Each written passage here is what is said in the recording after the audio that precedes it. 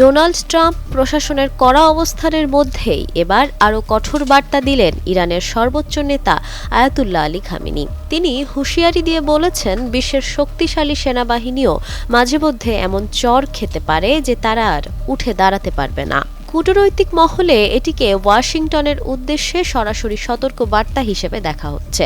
পারমাণবিক কর্মসূচি নিয়ে যুক্তরাষ্ট্রের সঙ্গে পরোক্ষ আলোচনা চলাকালে মঙ্গলবার ইরান সাময়িকভাবে হরমুজ প্রণালী বন্ধের ঘোষণা দেয় এবং প্রণালীর আশেপাশে সামরিক মহড়া চালায়। ইরানের রাষ্ট্রীয় গণমাধ্যম জানায়, নিরাপত্তা ও সামুদ্রিক উদ্বেগের কারণে কয়েক ঘন্টার জন্য নৌ চলাচল সীমিত রাখা হয় এবং সেখানে ক্ষেপণাস্ত্র নিক্ষেপের মহড়া পরিচালিত হয়েছে।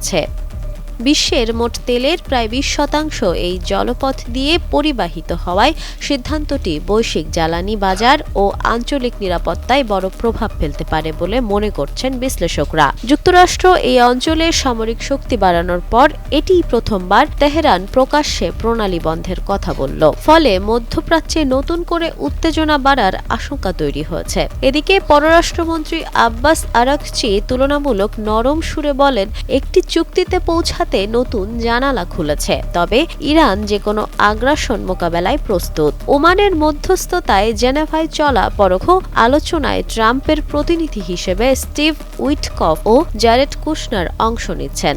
মার্কিন ভাইস প্রেসিডেন্ট জেডি ভ্যান্স জানান, কিছু অগ্রগতি হলেও ট্রাম্প নির্ধারিত রেড লাইন নিয়ে ইরান এখনও রাজি নয়। যুক্তরাষ্ট্রও অঞ্চলে সামরিক উপস্থিতি বাড়িয়েছে। বিমানবাহী রণতরী ইউএসএস জেরাল্ড আর ফোর্ড মধ্যপ্রাচ্যের পথেই রয়েছে।